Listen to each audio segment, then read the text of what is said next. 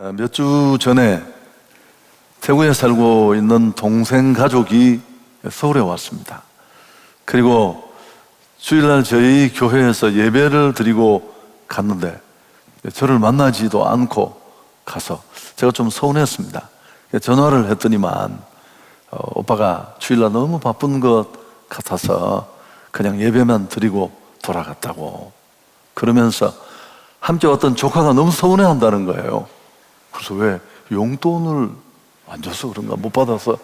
그게 아니고 이제 대학을 다니는데 지난번에도 자기가 뭘 하겠다고 이렇게 무슨 얘기를 했는데 외삼촌이 아주 막 그거 참 좋은 일이다, 네가 하면 잘할 수 있겠는데 그렇게 격려를 해줘서 용기가 되었는데 못 만나서 참 서운하다, 뭐 내용은 그런 내용이었습니다. 제가 기분이 좋았습니다. 누군가가 저를 만나서 용기를 얻고 힘을 얻었다면 해피한 일이잖아요.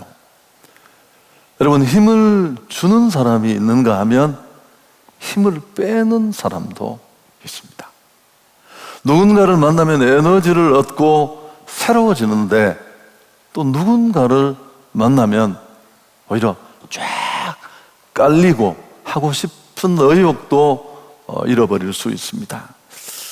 사도행전으로 다시 돌아왔습니다. 시간이 많이 걸렸지만 바울은 이제 그를 파송한 안디옥으로 다시 돌아가려 합니다. 물론 이전부터 가지고 있던 계획입니다만은 무엇보다도 19장 뒷부분의 상황 기억이 잘 나지 않을 텐데요, 이 에베소 선교에 아주 소요가 일어났습니다. 바울이 복음을 전해서 귀신이 떠나고 또 이해가 걸린 사람들의 반발, 그리고 무엇보다도 사람이 손으로 만든 건 신이 아니다, 바울의 이런 설교 내용을 문제 삼아서 아데미 신전 주위에 이해가 걸린 사람들이 몽땅 일어나서 그냥 두지 않겠다, 이렇게 생긴 소요입니다. 어쨌든 이 소요 사태가 진정이 됩니다. 그때 바울은 이제 에베소에서 2년 동안 공들여 키웠던 제자들을 부릅니다. 그의 가르침을 받았던 사람들인데 오늘 이 1절 2절의 핵심 내용이 들어있는데 바울의 사역을 이해할 수 있는 중요한 키가 숨겨져 있습니다. 우리 1절 2절 같이 한번 읽도록 하겠습니다. 소요가 그침에 바울은 제자들을 불러 권한 후에 작별하고 떠나 마케도냐로 가니라. 그 지방으로 다녀가며 여러 말로 제자들에게 권하고 헬라에 이르러. 자, 1절 2절을 가만히 한번 보시면 바울의 이 에베소 마케도냐 사역을 이해할 수 있는 중요한 키가 되는 단어가 반복되는데요, 그게 바로 권하다라는 겁니다.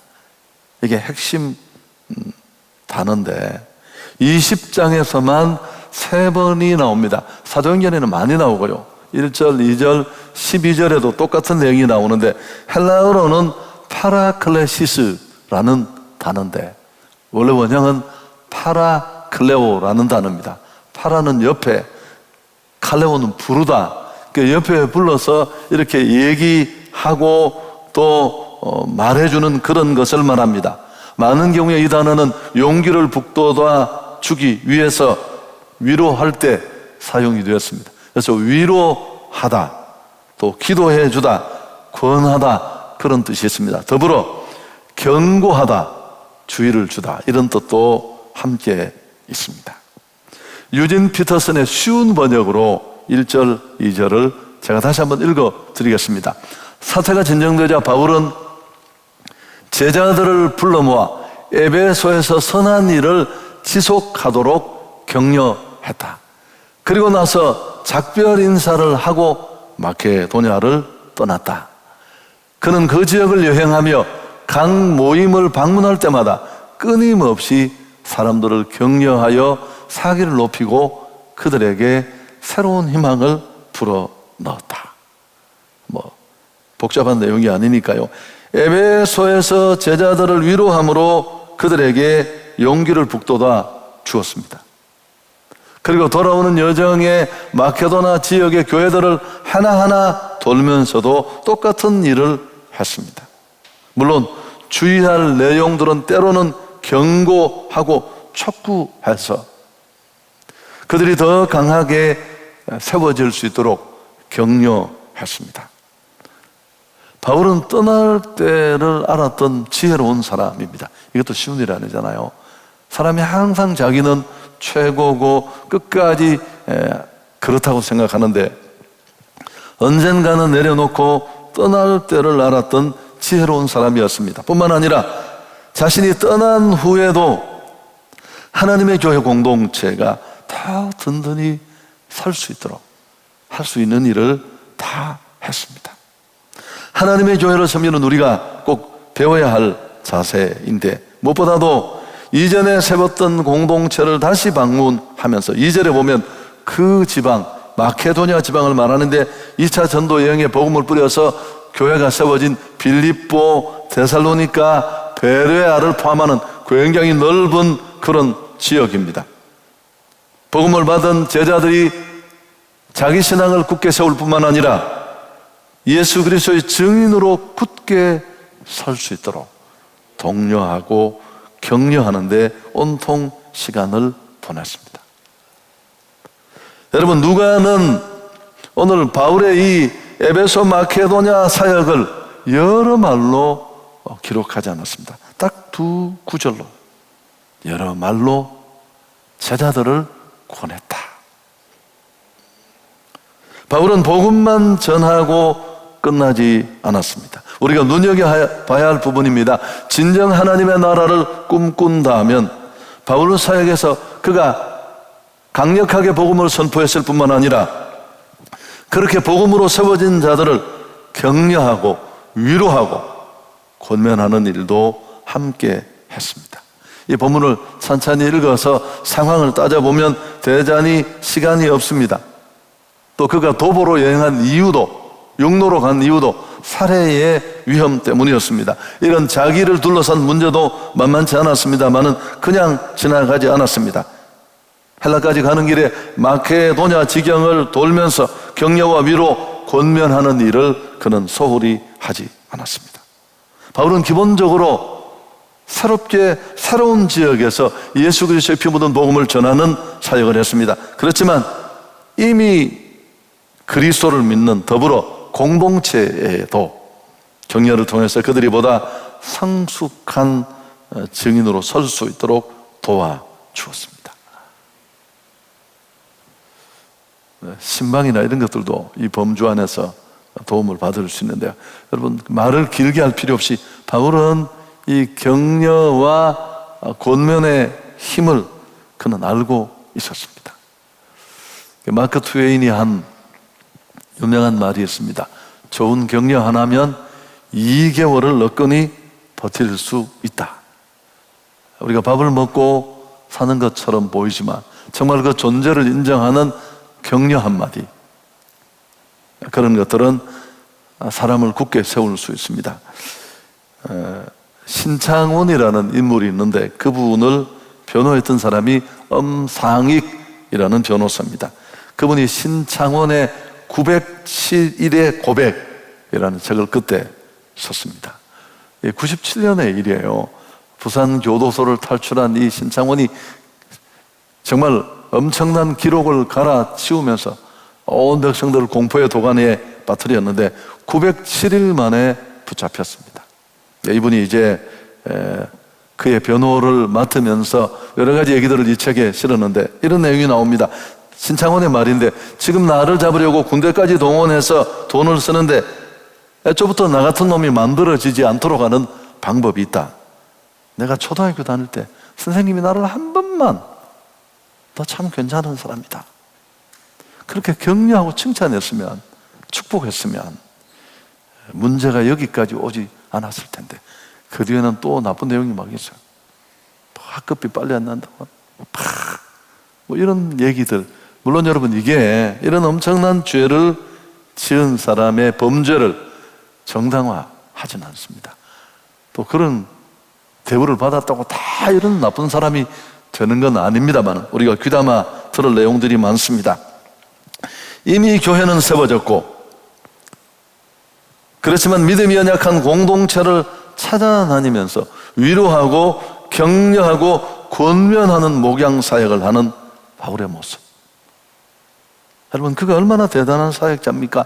이건 이번만 아니라 3차 전도여행 초기에도 있었던 모습입니다. 그런 의미에서 에베소나 마케도냐 사역을 뛰어넘어서 바울 사역 전체를 이 권하다라는 단어로 우리는 설명할 수 있습니다. 한 사람의 신앙인이 세워지려면 정말 많은 것들이 필요해요. 기본적으로 복음이 전해져야 하고 훈련도 필요하고, 그렇지만 넘어졌다 일어섰다 하는 그 수없이 많은 반복의 과정 속에 무엇보다도 그를 이끌어주는 격려자가 꼭 필요합니다. 무조건 잘한다만을 뜻하는 단어는 아닙니다. 이 파라클레시스라는 단어는 때로는 경고도 하고 촉구도 하고 주의도 주고 이런 내용도 함께 포함되어 있습니다만, 왜 필요할까요? 우리에게 멘토가 필요하고 코치가 필요하고 격려가 필요한 이유는 우리는 너무너무 약합니다. 만들 때 하나님이 우리를 흙으로 만들어 그런지 모르지만 유독 우리는 육체도 약하고, 육체만 약한 게 아니라 마음도 그렇게 갈대처럼 흔들립니다. 신앙을 지키는 것 자체가 녹록지 않습니다. 지금 우리가 오늘 그렇다면 이 편지가 쓰여지고 이 편지를 받았을 그 당시 초대교회 성도들의 상황은 오죽했을까요? 낙심할 일이 너무 많았습니다. 신앙을 중도에 포기할 수밖에 없는 일들이 곳곳에 있었습니다. 근데 참 이상한 건 나쁜 사람들은 절대 낙심하지 않습니다. 살인 강소가 낙심하는 거 봤습니까? 도둑놈이 도둑질하다가 낙심해서 오늘 그만해야 되겠다. 형무소 들어가면 더 심기일전 막 선배들한테 배워서 더 센 도둑놈이 돼서 돌아오잖아. 근데 왜 하나님의 자녀들은 그렇게 쉽게 낙심할까요? 여러분, 우리에게는 무엇보다 격려자가 필요합니다. 복음 안에서 서로 격려할 필요가 있습니다. 이 코로나19의 사건으로 여러분, 경제만 무너진 게 아니에요. 우리 건강만 어려운 게 아니라 사실은 신앙이 다 무너졌어요.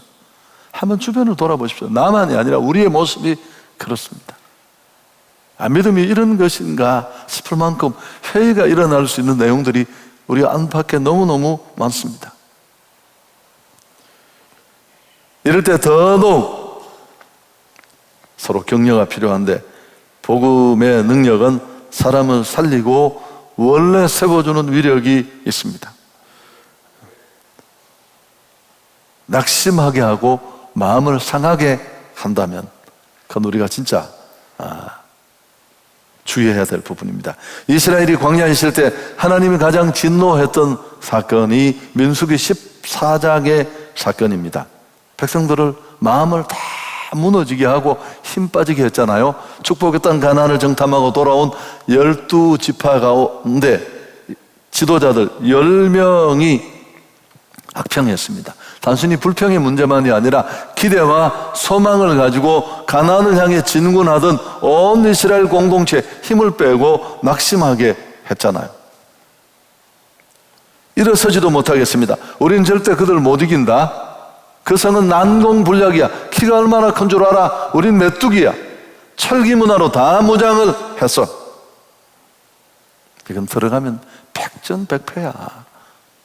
불가능한 일이야. 여러분, 이게 다 팩트예요. 사실 아닌 거 하나도 없습니다. 눈 있는 사람이면 다 봤을 겁니다. 그들의 큰 키, 철기로 한 중무장. 그렇지만 여기 하나님은 전혀 고려되어 있지 않잖아요. 상황만 있지.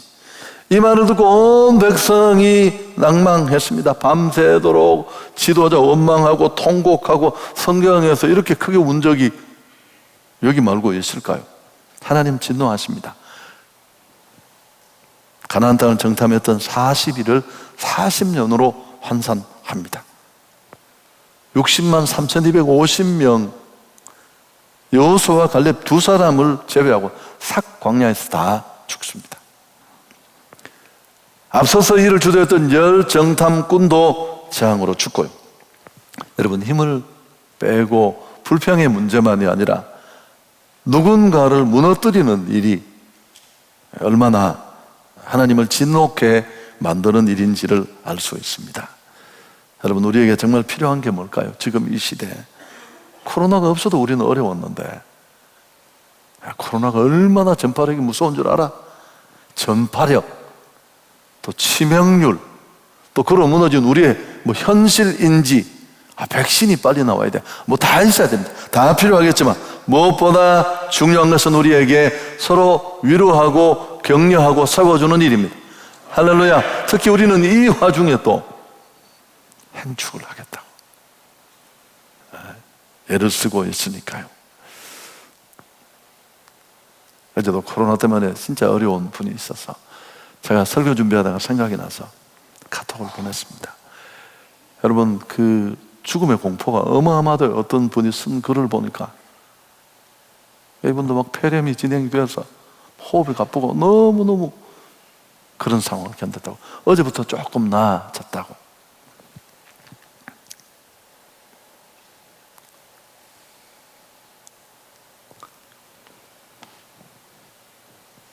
히브리서 10장 24절 25절 우리가 잘 대부분 암송하고 있는 구절인데 같이 한번 한마음으로 읽겠습니다. 서로 돌아보아 사랑과 선행을 격려하며 모이기를 피하는 어떤 사람들의 습관과 같이 하지 말고 오직 권하여 그날이 가까움을 볼수록 더욱 그리 하자. 여러분, 뭘 흠찾으려고 조사하지 마십시오. 서로 사랑과 선행을 격려하고. 제가 이제 코로나를 겪으면서 제일 좀 아쉬웠던 부분이 교회당 문 앞에 현수막을 그렇게 걸어둔 교회들이 많더라고요. 요 가까운 교회도 코로나19 우리 모두 다 함께 극복합시다. 나는 왜 그런 머리가 안 돌아갔을지 모르겠어요. 지나가는 사람들이 보고 얼마나 위로를 받겠습니까? 그래, 우리가 힘을 합하면 잘 넘어갈 수 있겠다. 하나님의 일을 하면서 서로 북돋우는 사람이 되었으면 좋겠습니다. 가족끼리도 서로 격려하고요. 부부 사이에도 그 둥지 언니라는 유튜버가 있어요. 여자분이신데 딱 얼굴만, 썸네일에 나와 있는 얼굴만 봐도 세게 생겼습니다. 이분이 아마 30대 후반에 이제 결혼을 했어요. 원래 비혼자인데 이제 그 타이틀이 그런 게 있었어요. 남편이 사표를 냈다. 어느 날 갑자기 남편이 회사에 사표를 내고 온 거예요. 근데 이 둥지 언니라는 센 분이 뭐라고 얘기를 한 줄 아십니까? 당신 그렇게 힘들었어. 난 잘 몰랐네. 잘했어, 그렇다면. 그리고 전업주부가 됐어요. 아내가 하는 일을 돕는, 똑똑한 줄은 알았지만 마음이 예쁘더라고요. 방송을 하기 위해서 그런지 모르지만 이번에 오신 그 김창옥 교수의 강의도 우리가 지난 토요일 날 이제 직원들이 피드백을 함께 나누었는데 많은 사람들이 강의를 듣고 좋아하고 행복해하고, 그분도 강의 때 그랬습니다. 남편이 얼마나 어렵겠습니까? 이 와중에 여보 나 힘들어, 쉬고 싶어.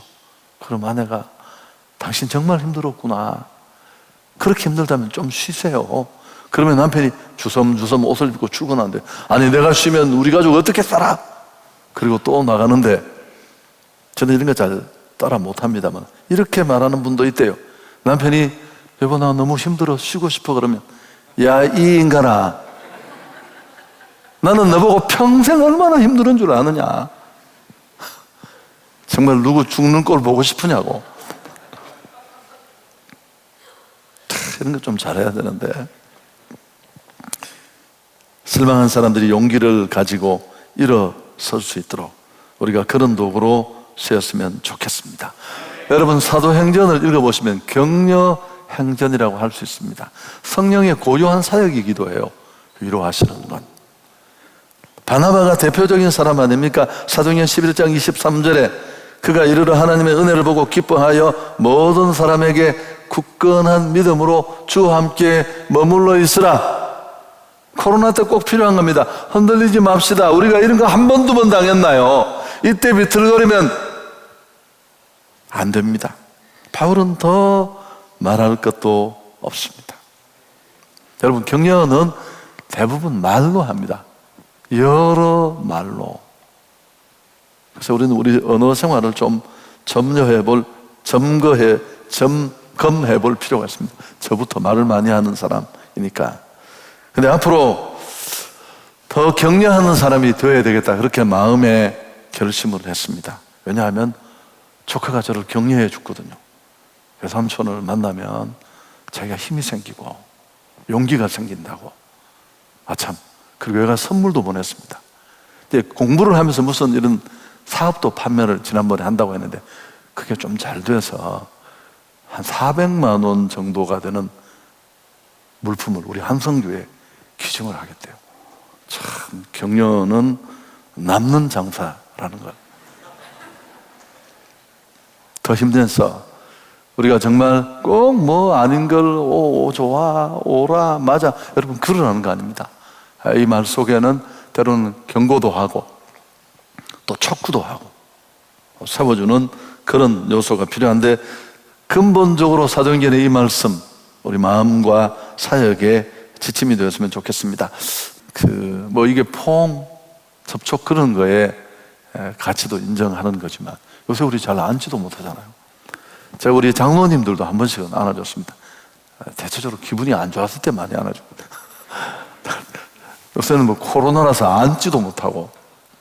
여러분, 어쨌든 누군가에게 우리가 늘 그럴 수는 없겠지만 사람을 세워주고 힘을 주고, 근본적으로 오늘 본문이 말하는 격려는 그냥 잘했다 그건 아닙니다. 부름받은 자리에서 정말 하나님이 기대하시는 사람으로 살 수 있도록 독려하고 지켜주고 이끌어주는 것을 말합니다. 이번에 우리에게 당한 여러 가지 일들이 있지만 이 행축도 또 이 코로나를 극복하는 것도 우리가 뭐 너무 그렇게 하지 말고 서로 손을 맞잡고 잘 힘을 얻으면서 통과하는 그런 은혜가 있기를 축복합니다.